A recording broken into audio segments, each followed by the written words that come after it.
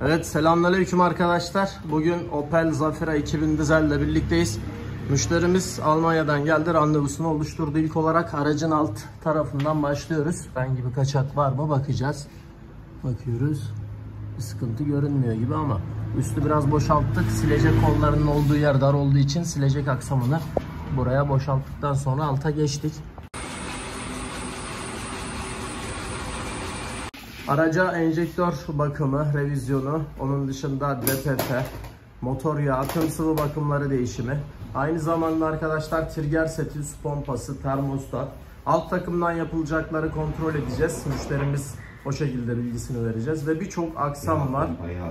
Yağ pompası var, yağ soğutucusu var. 2000 dizellerde bildiğiniz üzere yağ pompası çok önemli bir aksam. Motor yatak saranlar, bu araç hakkında daha önce bilgisi olanlar bilir. Yağ pompası önemli bir aksam. Biz de bunların hepsinin değişimini yapacağız. Zaten işlemlere başladık. İlk olarak aracın alt karter bölümünü koruyan plastik kauçuk ucumuzu alıyoruz. 8 tornavidayla 8'lik cıvatalar var. 2'ye ayrılan bir koruyucumuz var.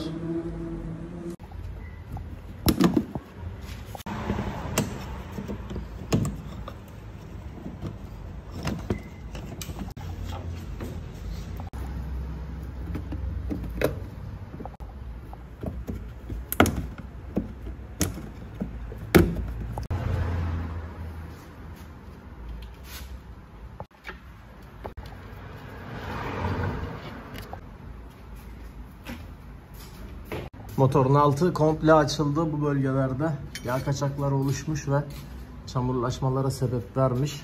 Bu noktada yağ soğutucu kısmı görünüyor. Şöyle gördüğünüz gövde komple yağ soğutucu. Motor yağ pompası da alt kısımda arkadaşlar. Trigger kayışından sonra ulaşacağız. Şöyle gösterelim, şanzımanlarda da, yani şanzıman bölümünde de az çok bir ıslanmış noktalar var. Çok da kötü, genel durumu iyi gibi duruyor.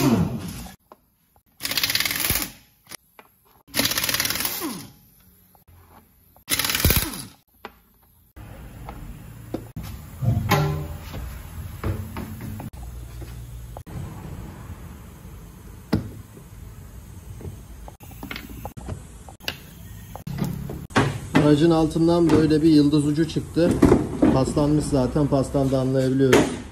Sağ teker davlumbazını neden alıyoruz? Trigger seti, yağ pompası, yağ soğutucu. Bu yüzden alanımızın geniş olması lazım. Aldığımız parça plastik teker davlumbazı.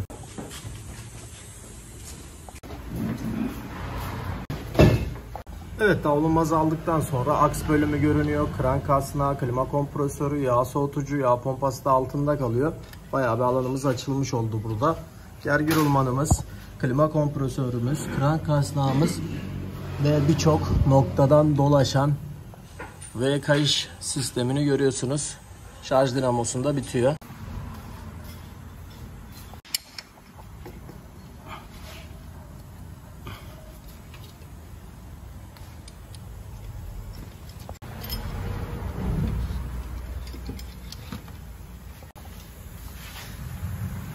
Bayağı yıpranmış.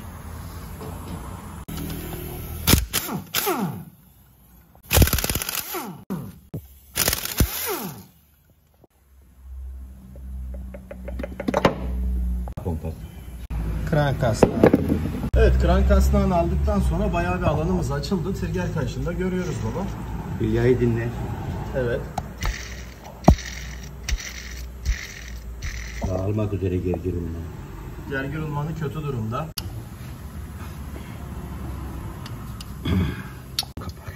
Evet, ön kapağımızı söküyoruz. Trigger bölümüne ulaşmamız için. Motor kulağının bağlantı, motor ve blok arasındaki bağlantı tutucu ayağı. Artı gergir rulmanın üzerinde taşıyıcılığı yapıyor. Motor kulağını taşıyıcılık yapıyor. Ve trigger kapağının tamamlayıcı alt kapağı diye geçiyor. Üstünde birkaç parçayı barındırıyor.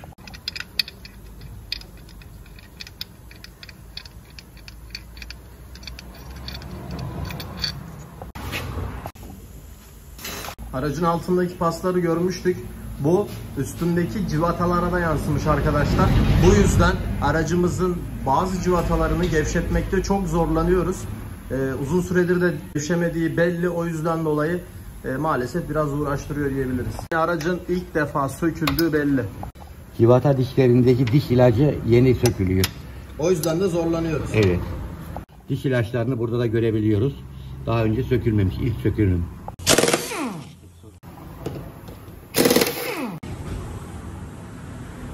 Evet, paslardan dolayı civatalarda kırılmalar olabiliyor.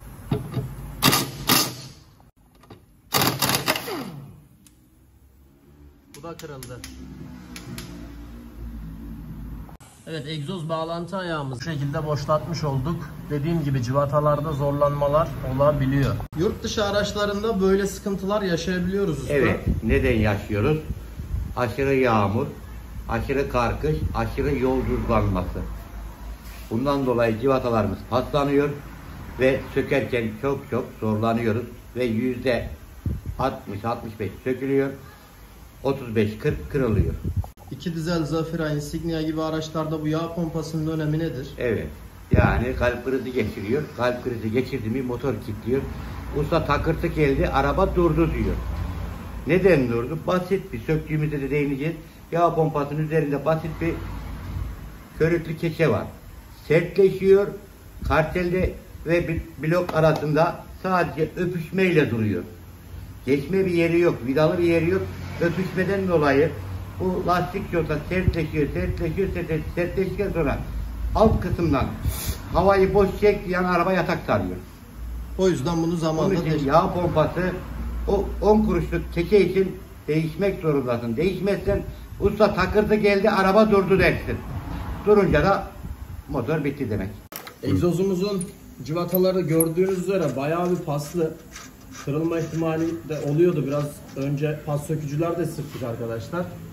Umarım bir kırılma ihtimali olmaz, çünkü kırılırsa egzozu komple arkadan itibaren indirmemiz gerekiyor. Arkaya kadar da komple kaynak, yani sabit tek bir boru üstünden gittiği için komple arkadan indireceğiz. Umarım herhangi bir kırılma yaşamayız.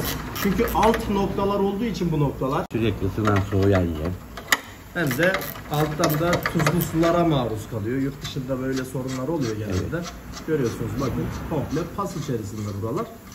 Çünkü aracımız model yılı olarak eski bir model yılı değil arkadaşlar. Buraya en son model araç da geliyor yurt dışından, ama altına baktığımızda böyle durumlarla karşılaşıyoruz. Aracın yılına göre değerlendirmemek lazım bu durumu da. Egzoz civataları gördüğünüz gibi zorluyor. Pas sökücüler sıkmamıza rağmen bizleri zorluyor. Şöyle motorun görüyorsunuz, yağ kaçakları da mevcut. Böyle bir dikkat. Biz bu karteri de alacağız. Çünkü yağ pompası değişiminde karter de önemli olacak. Egzozun üst kısmında, sökülen kısmın üstünde dizel partikül filtresi DPF diye geçen parça da çıkacak. Bunun üstünde bulunan turbo çıkacak. Trigger seti sağ taraftan dağılacak. Şuradan gördüğünüz şanzıman bölümünden yağımız değişecek. Trigger setimiz, su pompamız, birçok işlem var. Uzun bir video olacak. Şimdiden biz tüm aksamları çekmeye çalışıyoruz. Egzoz indi artık. Evet, kartere giren tutucu ayağımız var egzoz bölümünde. Biz karteri sökeceğimiz için bu öndeki ayağı almamız gerekiyor. İlk civatayı şu an söktük. Bir diğer arkadaşlar civatamıza da geçtik. Ben arka bölümde de ön ayağımızı sökmüştük. Kartele sıkılan arkadaşlar karter diyelim. Bazen dil sürçmeleri olabiliyor. Bunu söyleyelim. Bu da aksımızın ayağı. Yine kartere sıkıldığı için mecburen bu ayağı da sökmemiz, boşaltmamız gerekiyor. Karter için bu şart.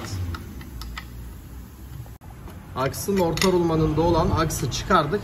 Gördüğünüz gibi boşladı burası da. Yağ kabı getirdi. Karter seviye sensörünü de çıkardık. O söktüğümüz civata ise karter havalandırma kısmının civatasıydı. Şu anda da çıkarmaya çalışıyoruz bu noktayı. Çıkarırken de kırmamaya çalışıyoruz. Bu hortum çok yukarılara gidiyor. Değişmesi zor. Motor yağ karter tapasını açtık. Motor yağımızı önce bir boşaltalım. Çünkü karter söküleceği için bu yağ ile banyo yapmayalım. Evet.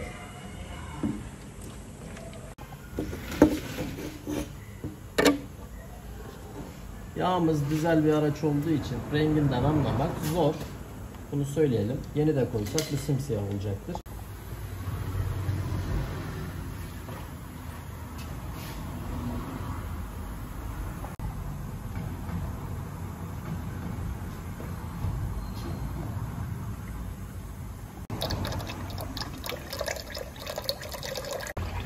Evet arkadaşlar, bu kafayı çok sıkmayalım bak.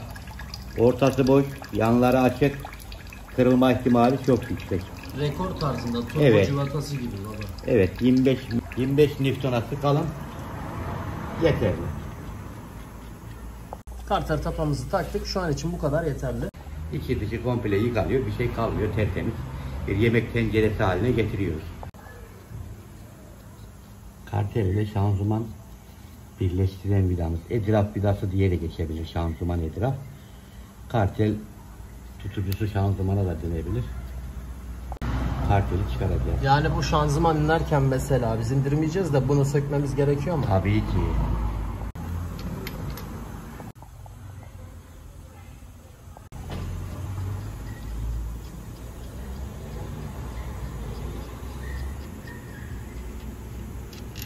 Karter cıvatalarına başlıyoruz.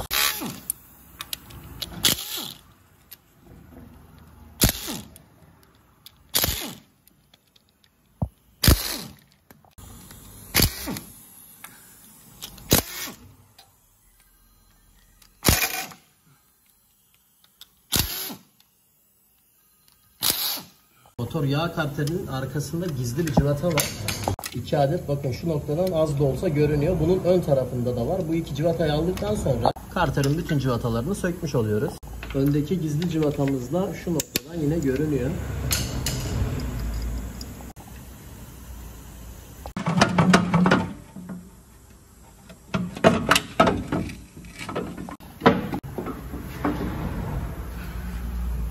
Motor yağ karterini aldık. Tabii takarken değineceğim ama şu yağ çubuğunu arkadaşlar itmemiz lazım. Kartere takılabiliyor. O yüzden karter tam oturmayabiliyor. Bu noktada şu gördüğünüz delikli kısımda crank okuyucu bölümü. Bu da çok önemli. Niye önemli? Bunu eğdiğimiz zaman veya herhangi bir hasar geldiği zaman araba belli bir devirden sonra geçmeyebilir. 3000 devirden sonra geçmeyebilir. Çünkü crank devir sensörünü okumuyor. Bizim yağ pompamız da alttan göründü. Öpüşüyor dediğimiz nokta bakın bu kadar. Yağ kartelinin bastığı pompa dediğimiz olay bu. Bu zamanla gevriyor, sertleşebiliyor. Şimdi yağ pompamızın etraf vidalarını gevşeteyim. Bunları aldıktan sonra yukarı çıkacağız. Araba aşağı inecek. Alüminyum kapağı alıp, trigger kayış alıp bu dişliyi sökeceğiz. Dişliyi sökmeden de yağ pompasını çıkartamıyoruz.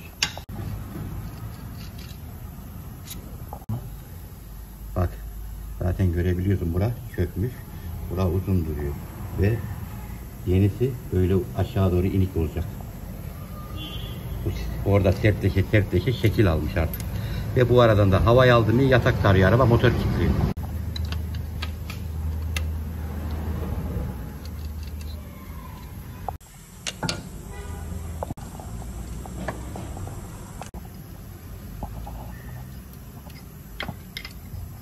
Aracı indiriyoruz. Sehpa koyup üstü sökmeye başlayacağız trigger bölümünü.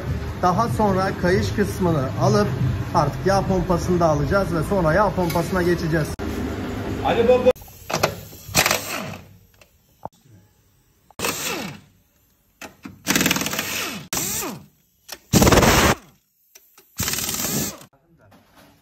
Arabanı hazır diye. Çocukları gezdiriyormuş da. Evet, kulağımızda herhangi bir sıkıntı var mı? Buna bir göz gezdirelim. Yok, iyi kulağımız. Evet, motor bağlantı ayağımızı da söktükten sonra dışarıya doğru aldık. Bu bizim motor kulağının bağlandığı nokta. Geri bizi çıkaracak. Bak, Deniz dayımızın civatası antivirüs kaçağından tortu tutmaktan civata kaybolmuş. Bu civata. Evet, antifriz kaçağı. Zaten belli, renginden de anlaşılıyor. Ki kasnak bölümü de baba. Evet. Bayağı kötü paslanmış zaten. Bu da trigger kayış bölümü, artık bu çıkacak. Bu aşamada mazot pompasının herhangi bir işareti yok. Yani her yönde takılabilir. Egzantrik, su pompası, 2 tane avare rulman. Bir tanesi arkadaşlar bunun gergi rulmanı. Altı da krank kasnağı. Bunu söyleyelim. Sıra geliyor enjektör bölümlerine. Şimdi tabii ki direkt alacağız. Çünkü biz daha önceden sökmüştük. Sizlere göstermek için enjektörün hali ortada. Meme uç kısımlarındaki kurumlaşmalara, yanık tarzı renklere bakabiliyoruz. 1-2'yi aldık. Tabii zorlandık çıkarırken. Görüyorsunuz biraz ıslaklık var. Şöyle yine 3 ve 4. enjektörlerimiz bunlar. Daha önceden numaralandırılmıştı bunlar. Kurumları net bir şekilde çektiğimizde memelerin hali ortada. Burada da yine üst kısmında çamurlaşmalar net bir şekilde görünüyor. İçi dar delik olduğu için içini gösteremiyorum. Çok fazla da netlemiyor çünkü kamera. Şöyle yine deneyelim. Şöyle baktığımızda ortada.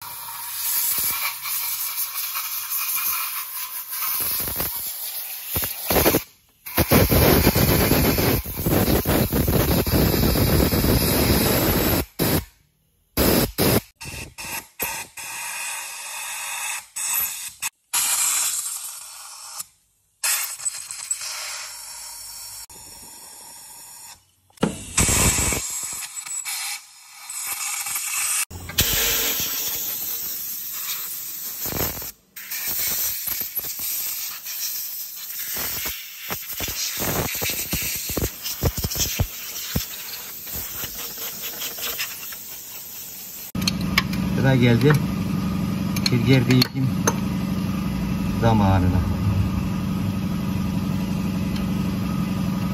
İlk söktüğümüz parça tüm kayışı almamıza yardımcı oluyor. O da bizim gergi rulmanımız. Trigger kayışımızın gerilmesinde en önemli role sahip olan parça bu. Ne sert ne gevşek olması lazım. 217.000 civarında bir kilometresi vardı. İlk başta göstermiştim. Artık kayıkta ömrünü tamamlamış. Ömrünü tamamlamış. Ustası pompasından ve trigger kayışının içinden ve aynı zamanda yazılarının gitmesinden bunu net bir şekilde anlıyoruz.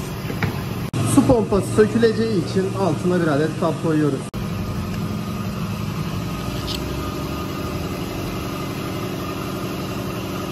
Bilyamız artık bozulmuş.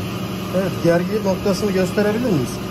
Burada germemiz için bize yardımcı olan şu gördüğünüz ok kısmı ortadaki boşluk kısmına gelmesi gerekiyor. Bu yarık da bu noktaya gelecek. Su pompasını söküyoruz. Altına kabımızı koyduk. İkinci civatamız, toplamda 3 adet civatası var bu. V kayışımızın üstünde çalıştığı rulman bu. Görüyorsunuz, üstündeyken sökmeden bozuk demiştik. Bu da kayışın izleri. Evet, motorumuzun yağ pompasını çıkardık. Gördüğünüz üzere trigger setimiz de çıktı. Şu anki işlemimiz ise yağ soğutucu. Gördüğünüz üzere komple çıkıyor. Cıvatalarıyla beraber söküyoruz. Şöyle dar bir alan olduğu için yağ soğutucuyu da komple göstereyim. Cıvatalarını aldıktan sonra çıkacak. Tabii ki giriş hortumlarımız vardı. Bu yüzden antifrizimiz aktı. Antifriz yenilenmesi, tüm sıvı yenilenmesi de var. Şu an yağ soğutucu bölümüyle uğraşıyoruz.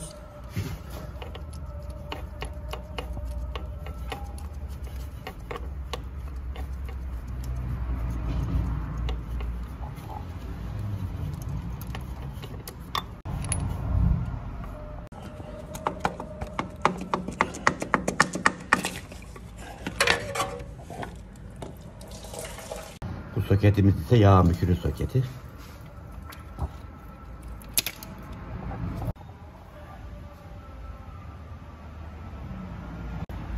Evet, yağ soğutucu bu şekilde çıktı. Yağ soğutucumuz burada. Yağ pompamız burada. Motor alt yağ kartelimiz burada. Bunların yeni ve orijinal değişimini yapıp temizliklerini yapıp kartelimizi montaj edeceğiz. Bu yağ soğutucu. Burada yağ filtremiz var. Buradan yağ girer, buradan çıkar. Biri giriş, biri dönüş. Buraya 2 adet de su hortumu girer. Biri giriş, biri çıkış. Yağ ile su ne alaka? Buradaki bunun içerisine bak, bu da ufak bir radyatör diye düşünebiliriz. Petek gibi. Buna hem yağ girer hem su girer. Motor suyuyla yağ sıcaklığımızı soğutuyoruz. Yani radyatörde soğuyan su motor yağını soğutmuş oluyor. Evet. Yağ pompası, yağ karteri çıktı. Temizlikleri yapılacak. Yağ pompamızın da şöyle sertleştiğini net bir şekilde göstermiştik. Yenileriyle değineceğiz burada. Şimdi burada V kayışımız var, trigger kayışımız var, gergi rulmanı, avare rulman, cıvataları, su pompasının contası ve burada gördüğünüz su pompamız var. Kayışlarımız burada. Gördüğünüz yağ pompamız contasıyla birlikte geliyor arkadaşlar. Şimdi biraz önce değinmiştik. Bakın bundaki sertlik yok. Bu gördüğünüz üzere yumuşak. Burada da bir adet yağ soğutucumuz var. Şu an için parçalarımız bunlar. Enjektörümüzü göndermiştik. Hatırlarsanız dün söküm aşamasında olan parçalarımızdan birisi de enjektördü. Turbo DPF bölümü ön tarafta kaldığı için oraya geçmedik. Çünkü bu parçaları söktüğümüz için bunları tamamlamayı hedefliyoruz. Egzoz bölümünde de devam edeceğiz. Altta kalan noktalarda tabii ki takılmadan önce yüzeyin temizliği çok önemli. Burayı temizledin herhalde baba. Evet. Net bir şekilde görünüyor burası. Temiz bir şekilde duruyor. Crank zaten şu gördüğümüz crank mili arkadaşlar. Kasnağı ile beraber V kayışıyla hareketimizi alıyor. Arkada gördüğümüz yer ise yağ soğutucu bölümüydü. Şu gördüğünüz noktaya motor bloğuna oturmuş vaziyette geliyor bize. Bu şekilde montajını tamamlayacağız. Aracın sağ taraftaki tüm işlemleri bayağı bir devam ediyor. Gergi rulmanımız vardı. Bir tane gergi rulmanımız ötüyordu. Avare rulman dediğimiz. O değişiyor bu arada. Evet, yağ pompamızı artık koyma vakti geldi. Contasını unutmuyoruz. Harici bir sıvı conta gibi, silikon gibi hiçbir şey sürmeyeceğiz. Direkt contasını takıyoruz arkadaşlar. Orijinal olduğu için hiçbir sıkıntı yaşanmayacaktır. Cıvatalarımızın doğru olduğundan emin olmamız lazım. Çünkü bazı cıvatalar uzunken bazı cıvatalarımız kısaydı. Bunun da bilgisini vermiş olalım. Tabii ki crank bölümüne iyi oturmasından emin olacağız. Oturduğu nokta bakın şu an oturmadığı için sabit duruyor.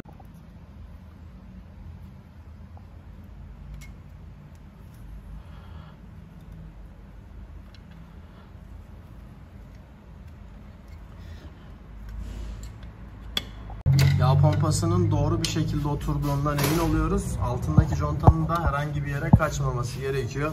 Şu an için her şey doğru. Geçtiğinden bu şekilde emin olabiliriz.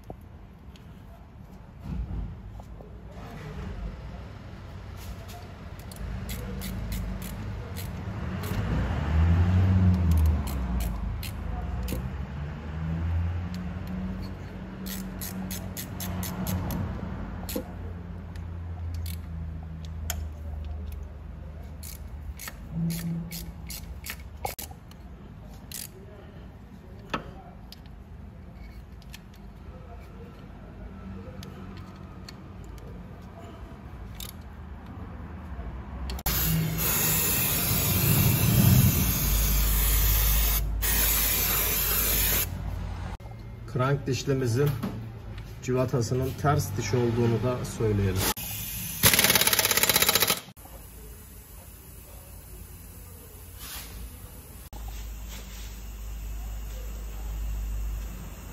Diş yani.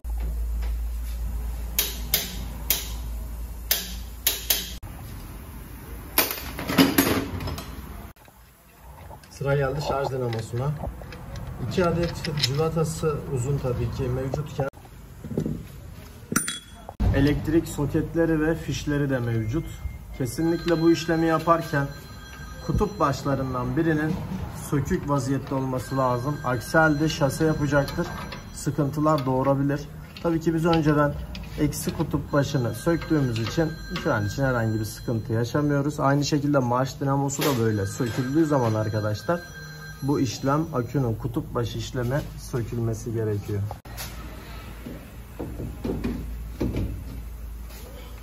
Bu da bizim şarj motorumuz, dinamomuz. Bu ne işe yarar usta? Bu jeneratör. Akümülatörümüz, yani akümüzü sürekli dolduran ve elektrik üreten alternatör de diyebilirsin. Şarj dinamosu da diyebilirsin. Üretici. Üretici. Marş ise tüketici. Evet, burada da yine şarj dinamomuzun dışarıya çıktığını göstermiş olduk. Böyle gösteriyoruz. Tabii bunu neden söktük? Öncelikle buna değinelim. Müşterimiz dinamonun arkadaşlar, motorun elektrikçiye gidip bakımının, temizliğinin yapılmasını istemişti. Biz de marş motoru değil, şarj motorumuzun, dinamomuzun bakımını yaptırmak için elektrikçiye göndereceğiz. Tabii ki sadece şarj dinamosu değil, marş dinamosu da işlemlere dahil.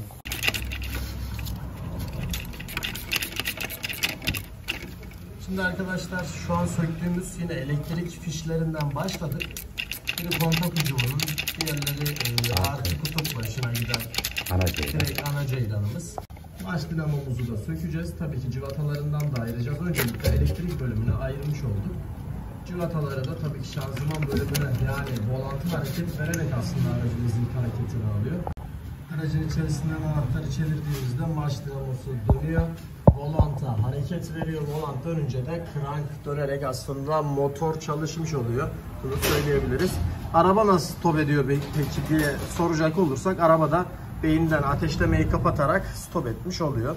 Bu şekilde de bir çalışma mantığımız var. Start stop sistemi de olduğu için bazı araçlarda olabiliyor. Bu da aynı mantıkla çalışıyor diyebiliriz arkadaşlar. Civatalarımızı söküyoruz. Söktüğümüz sarı kablo, marşa bastığımız kontak ucu.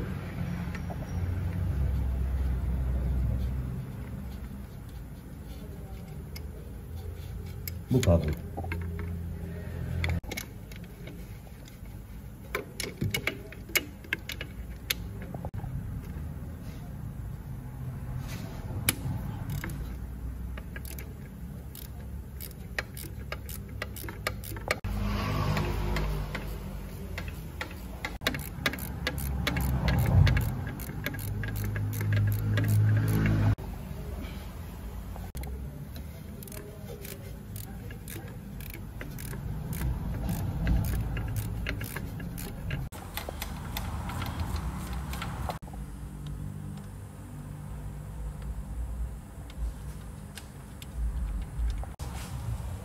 Bu tarafımız marş motorunu sıkarken buraya ana eksik şase kablosu gelip üstüne bir somun sıkıyoruz. Şaseyi de motora vermiş oluyoruz.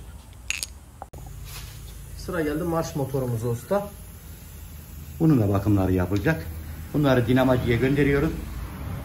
Şarj, marş motorları bakımları yapılacak. Kömür, hurç, kollötür, eksik ne varsa. Bu elektrikle alakalı bir durum. Evet. Parçalar. Normalde benim işim değil ama ben sadece söküp gönderim işini yapıyorum. Evet, şu an trigger bölümüne geçtik. Triggerimizin bu gergir rulmanı arkadaşlar. Tabii ki dişlisi diyebiliriz. Hepsi değişeceği için cıvatasıyla birlikte geliyor. Şu an ilk olarak bunu üzerine tutturduk. Gergi ayarından bahsetmiştik. Ne gevşek ne de çok sıkı olması gerekiyor. Şu konumda gerdirme yapıyor bak. Zaten yerini eskide göstermiştik arkadaşlar. Nasıl gelmesi gerektiğini hatırlıyorsanız eğer. Gergi dişli rulmanımız şu an montajda. Bu da bir diğer avari rulman bu. Eski ve yeni su pompalarımıza baktığımızda da eski su pompasının arkadaşlar ömrünün tamamladığını, su kaçaklarının olduğunu üstündeyken de göstermiştik. Bunun önemi basit bir su pompası ve palet. Trigger kayıştan aldığı hareketle bak dönüyor. Motordaki suyu radyatöre gönderiyor. Buradan gönderirken diğer taraftan da çekiş yapıyor. Birinden bu üstten suyu basıyor, bak bu tarafa atıyor. Buradan da radyatörden çekiyor. Suyu çekiyor. Motor ve radyatör arasında sürekli suyu gezdiren bir parçamız. Ha, bu gezerken de arada bir de bu termostatımız var. Termostat ben kapıyı açtım buyur gel derse su gelir. Termostat belli bir şeye gelmeden de kapıyı açmaz. Açtıktan sonra bu suyu sürekli motor ve radyatör arasında dolandırır.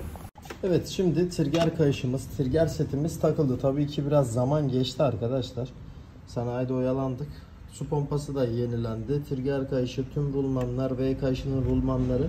Tabii ki V kayışının rulmanlarını daha takmadık ama kayışımızın yeni olduğu aşikar bir şekilde ortada diyebiliriz. Şarj dinamomuz geldi. Şarj dinamomuz da hazır. Montajına geçeceğim. Montajına geçeceğiz. Niye çekiyorum? Çünkü bunun montajlarını gösteremeyeceğim. Yine sanayiye gitme durumumuz var. Evet. Bu yüzden parça toplamaya çalışıyoruz. Bu da şarj dinamomuz arkadaşlar. Marş dinamomuz da aynı şekilde. Aynı zamanda enjektörü de getireceğiz. Birkaç cıvatalarımız kırıldı. Bunların temini için sanayiden parça toplayacağız. Evet, bu arada Yağ mışırını birebir orijinalini aldık. Değişimini yapıyoruz. Çünkü diğeri bayağı berbat olmuş.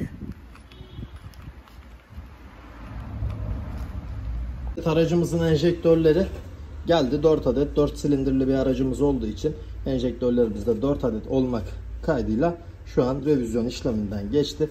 Enjektörcüler yapıyor tabii ki bunu, her seferinde bunu değiniyoruz. Enjektörlerimiz hazır beklemede. Montaj işleminde zaten sizlere bunları da göstereceğiz. Marşımız, şarjımız burada. Buradan trigger kapağımızın alyanlık cıvatalarını taktık. Bu sırada babam turbo bölümü, partikül bölümüne geçti. Partikülümüz ile turbomuzun bağlantısında ortak kullanılan bir kelepçe var bu noktada. Bu kelepçeyi şu an gevşetiyoruz. Gördüğünüz üzere bayağı da paslanmış bir cıvata var üstünde, saplama. Bunun sökümünü gerçekleştirmemiz lazım. Kelepçemiz gevşediği için yukarı doğru geldi, görüyorsunuz. Bu şekilde de daha kolay söküyoruz. Paslanmış cıvatalar yine uğraştırıyor dediğim gibi.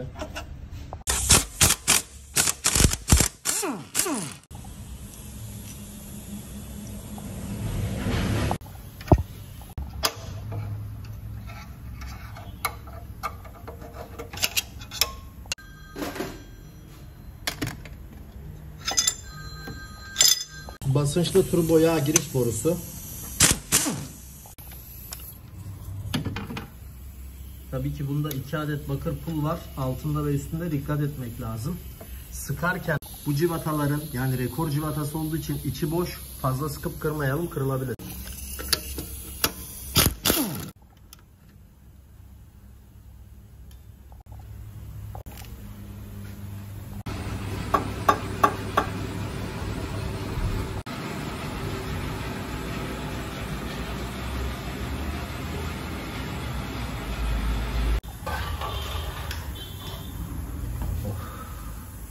Biraz zorladım ama bayağı dar alanları vardı. O yüzden kamerada girmedi, oraları tekrarlayamadık. Bu bizim dizel partikül filtremiz. Yorumlarda belirtin, bu gerçekten önemli bir parça bu. Çünkü genelde bu arıza yapan bir parça. İçi dolduğu zaman aracımızın çekişini etkileyen bir durum oluşuyor. Bundan kaynaklı da arkadaşlar bu önemli bir parça diyebiliriz. Bunun jenerasyonu yapmak tabii ki kısa süreli olsa da bir çözüm olarak sunulabilir ama genel manada eğer iyi bir iş, düzgün bir iş istiyorsak bunu bu şekilde söküp temizlememiz gerekiyor. Daha sonra üstünde bir jenerasyon kodlama yapmamız şart. Turbomuz var. Turboyu da birazdan çıkaracağız. Turbonun hortumları var. Turboda da bir şey kalmadı. Onu da çıkartacağız birazdan.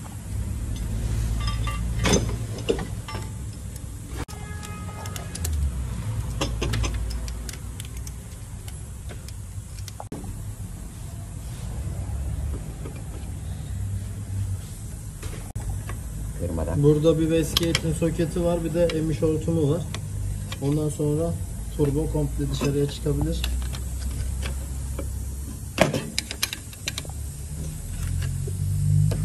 Bu.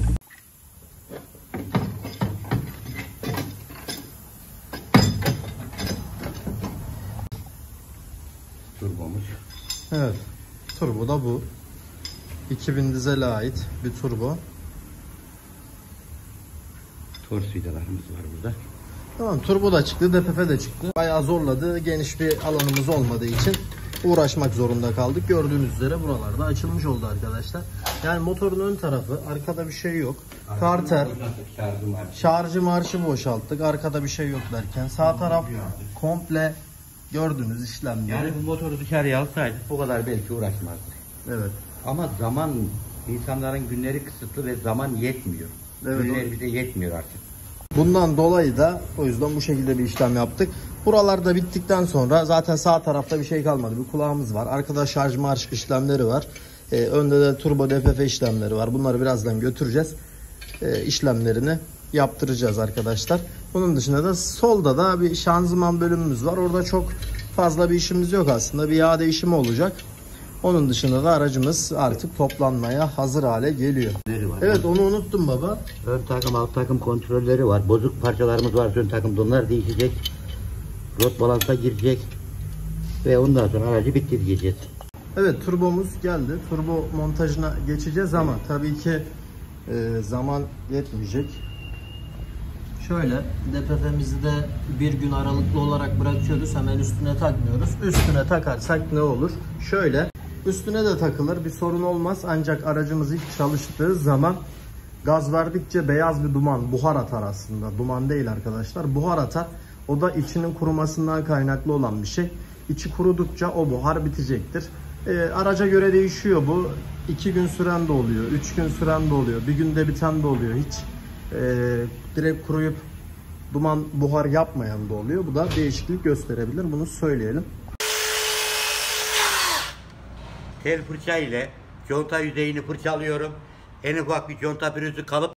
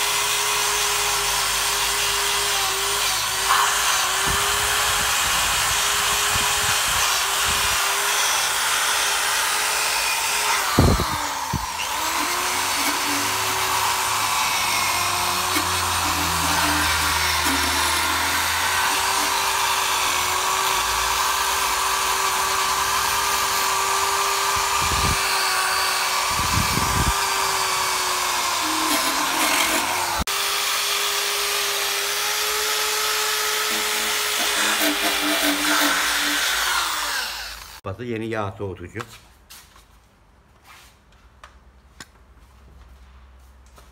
Montajını yaptıktan sonra dizel partikül filtremizi dün demiştik ki takmıyoruz. Çünkü akacak olan sıvılar var. Bu yüzden buhar atmaması lazım demiştik. Burada gördüğünüz üzere şu an partikül bekliyor. Bizi de en son kullanılan sıvı contadan arındırmak için arkadaşlar bu şekilde tel fırça yardımıyla temizliğini gerçekleştirdik. Fabrikasyon olarak bu araçlar sıvı contalı çıkıyor. Yani harici bir ek contamız yok. Bunu söylemiş olalım. Sıvı contasını yapacağız ama öncelikle biz partikül filtresini takacağız. Bize mani olabilir arkadaşlar karteri takarken. Daha sonra karterimizi takacağız. Arabanın 3. gün olduğunu düşünüyorum. Onun dışında da araçta herhangi bir sıkıntımız yok.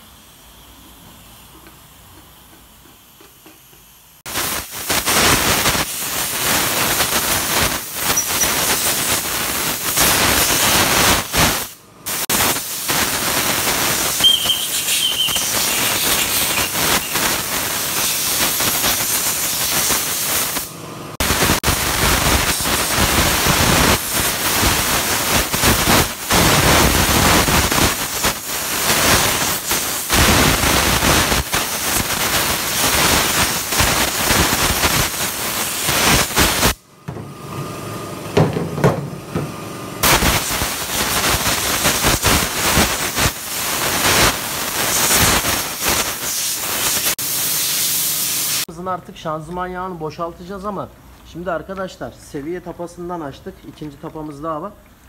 Ya bu yanlış bir yağ kullanılmış. Araç sahibi Almanya'da yaptırdığını söyledi ama bunda LT olarak geçen yağ var. ATF alt olması lazım. LT yağı buna çok kalın gelir. LT genelde işte BMW, Castrol Max Z de yine otomatik BMW, Land, buna benzer Mercedes gruplarında kullanılıyor. Otomatik diye büyük ihtimal ondan koymuşlar. Kırmızı siyahlaşsa tamam diyeceğim baba. Bu sarı ya. Ama bu sarı ya. Tabii Kırmızıyla incelik alakası olarak ATF6 daha ince olduğu için. Zaten diyor ki müşterimiz şanzıman yağı değiştikten sonra arabada vuruntular başladı diyor. Bu Kendisi da de yağ tatlarını dolduramıyor kalın olduğu için. evet, o yüzden böyle bir problemimiz var. Görüyorsunuz çok değişik bir şekilde akıyor. İçerisinde de sıkıntılar olabilir, bilmiyorum. Gördüğünüz üzere motor şanzıman yağımızda böyle akıyor. Bu seviye kontrol tapasıdır. Gördüğünüz noktadaki bir tapa daha var. O da 12 alyanlıktır. Çalttıkça fark ediyoruz ki bu manuel dişli yağ gibi kokuyor arkadaşlar. 75 numara düz olarak kullanılan yağ seviyesi ya LT ama kokusuna baktığımızda 75 numara manuel dişli şanzıman yağı gibi. Bilmiyorum, yanlış bir yağ olduğu kesin ama.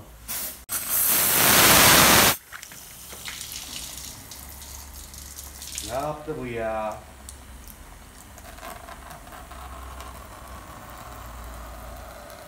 Bu nasıl bir yağ usta ya? Ben çözemedim.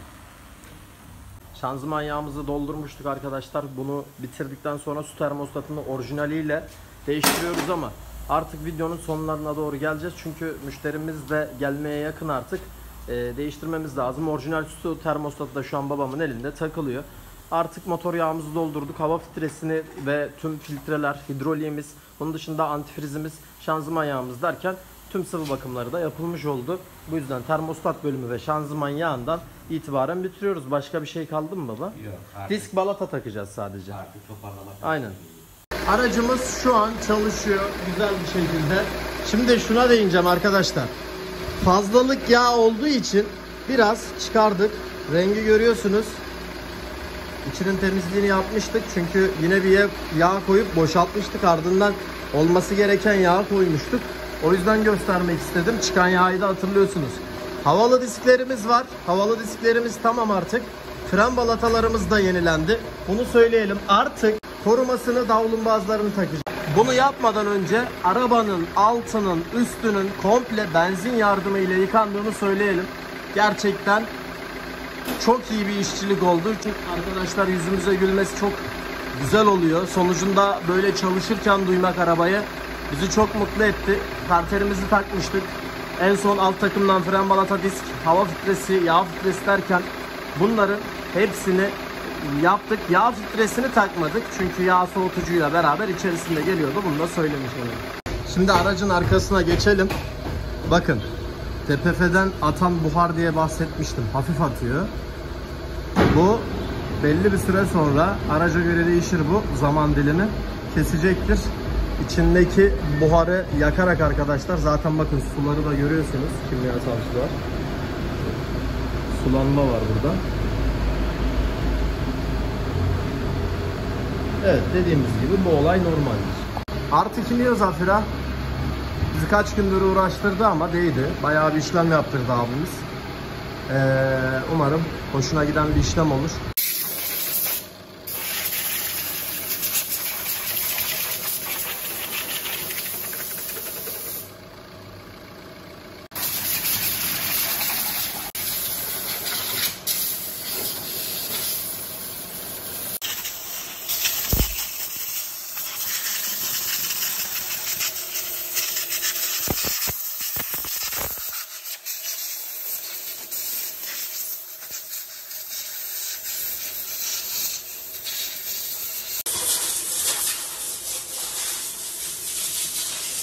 Vur baba son darbeyi.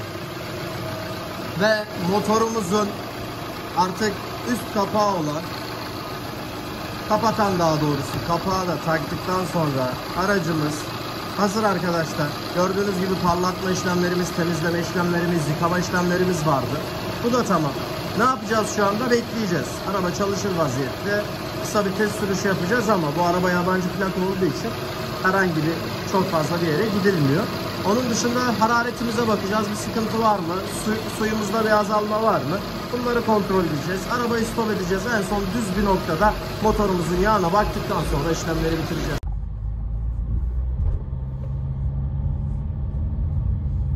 Şanzıman ne güzel geçiyor ya. Hiç hissettirmiyor. Müşterimiz vuruntu var demişti. Yağımızı değiştik. Büyük ihtimalle ondan dolayı gitti vuruntu. Gayet iyi. Hiçbir hissiyat yok. Yani geçtiğini anlamıyorsunuz bile. Hatta şöyle dur kalk yapalım. Burası sokak arası olduğu için çok az bir arkadaşlar sürüş yapıyoruz. Birden 2'ye geçerken göstereceğiz. Bakalım hiçbir hissiyat var mı? Görebiliyor muyuz? Geçti şu anda. 3. Şöyle baktığımızda 3. vites olduğunu anlayabiliyoruz. Gayet iyi, ne mutlu. Umarım müşterimiz beğenir. Aracımız o kadar uğraştırdı. Emek harcadık. Güzel bir sonuç aldığımız için de mutluyuz. Aracımızı stop ettik. Tabii ki tüm soketler, bazı soketler söküldüğü için mecburen bilgisayardan bu hata kodlarını silmem gerekiyor. Şu gördüğünüz ışık, Almanca pek bilmiyorum. Çeviri yaptığıma göre araç servisi yakında diyor. Yani servis ışığını, uyarısını sıfırlayacağız. Onun dışında herhangi bir sıkıntı yok. Gördüğünüz üzere 90 derece seviyelerinde fanımız. Mazotla bir işimiz yok zaten. Bu şekilde arıyor. %75'i tamamlanmış. Bakalım neler bulacak. Motor kodu A12, A20 net olması lazım. Motorda da 2 tane arıza kodu gösteriyor. Bakalım neler varmış. 2000 motor. Ama hangisi? Donanım yok. Start stopumuz var mı onu soruyor. Göremedim ben. Donanım yok diyelim. Aktif hata kodları, diagnostik hata kodları, elektrik fren modülü, dizel partikül filtresi, rejenerasyon süresi diyor. Önemli herhangi bir arıza kodumuz yoktu. Sildim ben. Tekrar sizlere de göstereyim. No fault code, yani şu an için sıfırlama işlemlerimiz de bitti. Tek bir işlem var. Bu da biraz önceki servis bakımı. Almanca bilmediğim için buradan bulmaya çalışacağım. Basit olması lazım, evet. Buradan %18 kalmış. Sıfırlayalım mı diyor. Evet diyorum. Evet, sıfırladım arkadaşlar. %100. Almancayı da becerdik bu sayede. Tamamdır. Tekrar çalıştırıyorum. O uyarı gelecek mi bakalım. Herhangi bir uyarımız yok. Tamam. Araç hazır.